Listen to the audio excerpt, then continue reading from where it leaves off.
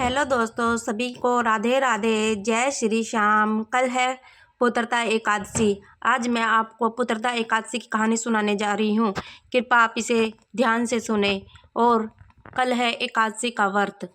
जो एकादशी का व्रत करता है उसे ये कहानी जरूर सुननी चाहिए और कहनी चाहिए। अब मैं सुनाने जा रही हूँ, आप कृपया ध्यान से सुने।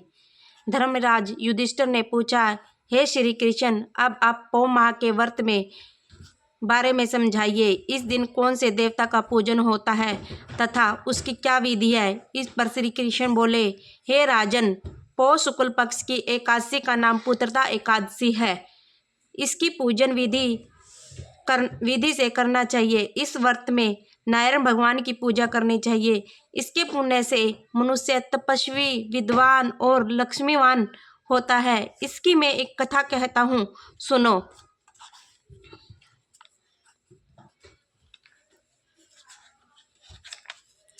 भद्रावती नगरी में सुकेतुमान नाम का राजा राज्य करता था। वह निपुत्र था।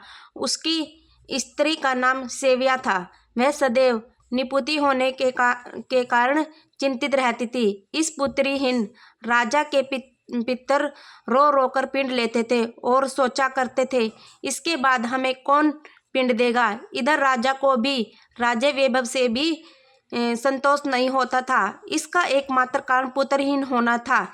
यह विचार करता था कि मेरे मरने पर मुझे कौन पिंड देगा। बिना पुत्र के पितरों और देवताओं से ऋण नहीं हो सकते हैं। जिस घर में पुत्र न हो वहाँ सदैव अंधेरा ही रहता है।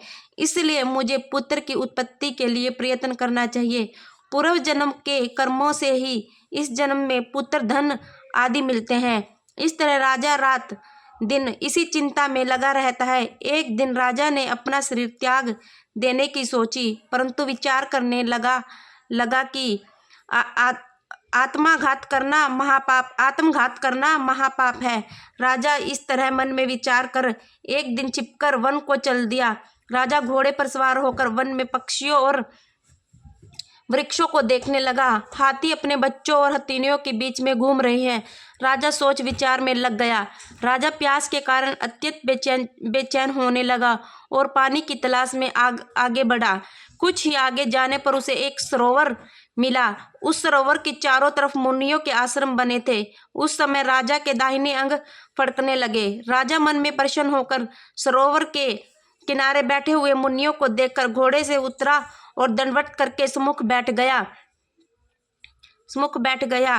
राजा को देखकर मुनीश्वर बोले, हे राजन, हम तुमसे अत्यंत प्रसन्न हैं। तुम इस जगह कैसे आए हो, सो कहो। इस पर राजा ने उनसे पूछा, हे मुनीश्वरे, आप कौन हैं और किस लिए यहाँ है, सो कहो। मुनि बोले, हे राजन, आज पुत्र की इच्छा करने वाले को संतान देने वाली पुत्रदा एकादशी है। हम लोग विषव देव हैं और इस सरोवर पर स्नान करने आए हैं। इस पर राजा बोले, हे मुनीश्वर, मेरे भी कोई पुत्र नहीं है। यदि आप मुझ पर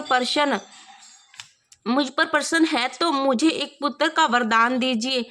मुनि बोले, हे राजन, आज पुत्रदा एकादशी है। आप इसका अवश्य ही व्रत करें। भगवान की कृपा से आपके अवश्य ही पुत्र होगा। मुनि के वचनों को सुनकर राजा ने पुत्रदा एकादशी का व्रत किया और द्वादशी को पारायण किया। मुनियों को प्रणाम करके अंत में अपने महल को वापिस आया। अंत में रानी ने गर्भ धारण किया और 9 माह के पश्चात उसके एक पुत्र रतन पैदा हुआ।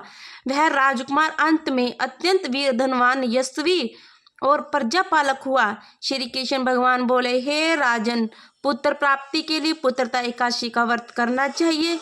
जो मनुष्य इसका माहात्म्य श्रवण में पठन करता है उन्हें स्वर्ग मिलता है। हे भगवान, जैसी इसकी इच्छा पूरी हो वैसे ही सभी की करना। सभी को जय श्री श्याम। हारे के सहारे की जय। कल है एकादशी, साल की पहली एकादशी है।